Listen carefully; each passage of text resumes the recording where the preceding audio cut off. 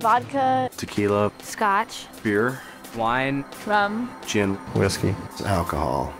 Alcohol probably took 20 years of my life, and you can't get that back. Alcohol is a drug, which most people don't think it is, but it actually is. It's classed as a depressant, meaning it slows down vital functions in the body. Alcohol is made through the fermentation of fruits and grains. The process of fermentation is basically letting fruit sit and rot until it can produce a mind-altering effect when you drink it. There's different types of things you can drink that have different amounts of alcohol in them. Like a beer, if you just drink beer, that has 2 to 6% alcohol. Wine is about 8 to 20% alcohol. And then you got your hard liquors, which are like vodka or whiskey, which are about 40 to 50% alcohol. When someone drinks 2 or more drinks, it acts as a stimulant. When they drink more than that, it acts as a depressant. If you binge drink, what you're doing is you're just drinking repeatedly over and over large amounts and large quantities of alcohol. If you put that much alcohol in your system at one time, you can get alcohol poisoning, which could lead you to go into a coma or even kill you. 12 years old, I was in the 7th grade. When I was in 8th grade, I think I was 13 years old. It became very regular at 14 years of age. 15 years old when I first started drinking. 17 years old, starting going out to parties, doing things like that. At first, drinking was a sociable thing, you know, I drank with my friends. Thought I was really cool going out with all the older guys, and I'd try to show off in front of them and drink myself stupid. They just go out and party all night. By the time I was probably 15 is where I started drinking at school. Putting it in a water bottle, I would take vodka or gin, something clear that looked like water, and I would just drink in class and pop mints in my mouth. We'd go in, break into his parents' liquor cabinet, fill up our super big gulps full of ice and Everclear, and then stop by 7-Eleven and fill the rest of it up with Coke, and then make it to first period. I was drinking not just at parties and stuff, but after classes and after work, and even at work. I waited tables, so it was very easy access to alcohol. It was just hard to say no. It was so readily available, and it was constantly there. My drug problem wasn't something that happened immediately. It happened so slowly that I missed the fact that I was addicted to it. It became a routine, a way of life. The only type of people I would hang out with were people who were using drugs or drinking alcohol. And it got to the point where that's all I cared about. It became far more than just a partying thing. It was a necessity.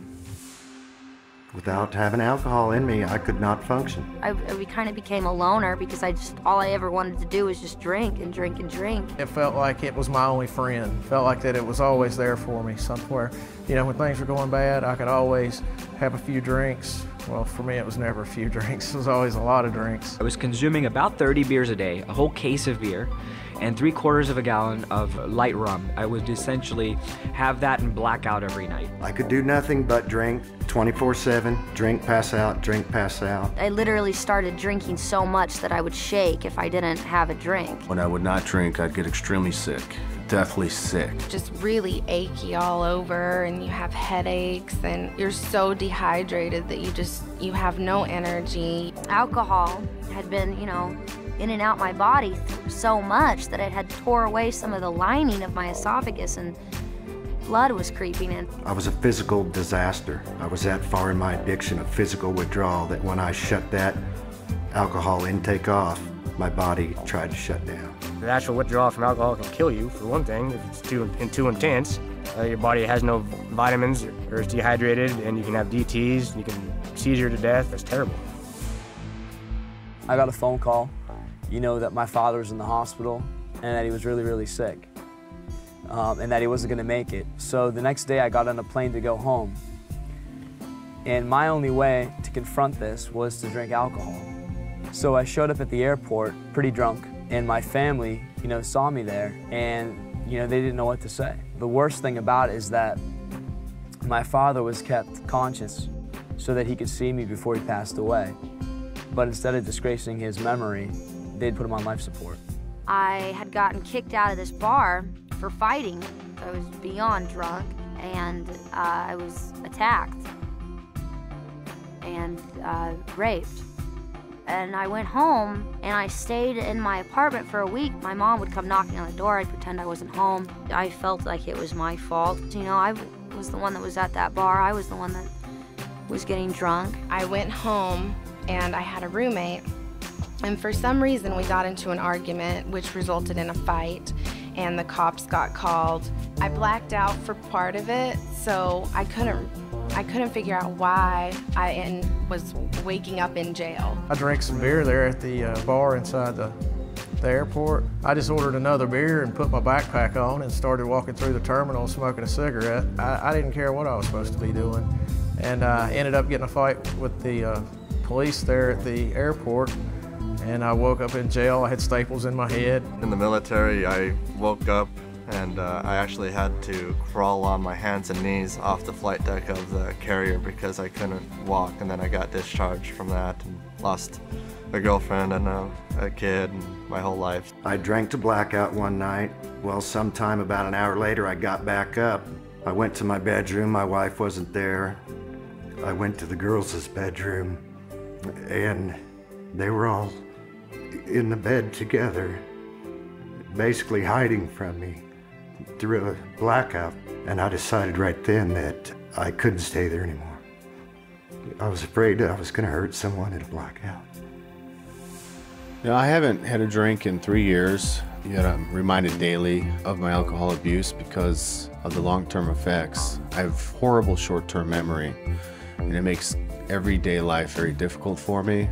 Just remembering names, remembering how to do things. As a result of alcohol, I had high blood pressure, and I still have it. It destroys your internal organs, and I mean, it can destroy your brain functions, your handwriting, small motor skills. It's definitely a poison. I have liver pains, bone and muscle aches that just used to not be there, and it's not from age. I'm not that old. I should be in my prime right now, and I've probably aged myself 20 years through alcohol abuse. Alcohol is slow to kill, but it's the most hideous form of death.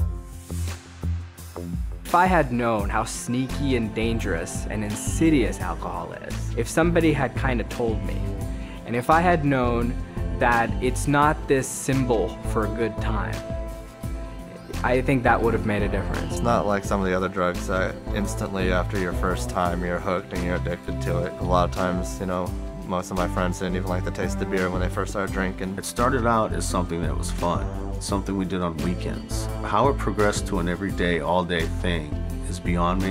I have no answer to that. I do not understand how that happened, but it did. It's nothing but misery. The last 12, 13 years of my life, I've spent probably over $500,000, and over 4 or 5 years of that has been institutionalized, whether it be in a alcohol treatment rehab facility or, you know, incarcerated. Well, alcohol is just as bad, if not worse, than heroin or barbiturates or anything else. I don't know, if 60% of people go out to drink and get drunk, chances are that they're going to lead to something else and they're going to end up on a downward spiral. I may not be very old, but I have definitely seen some hellish things from alcohol. To be honest, I didn't think someone could get to the point that I was at my age. I thought that took years and years, but no, downward spiral. It might seem fun at the beginning, but after you get stuck in that lifestyle for years, you realize how not fun it is. It's terrifying.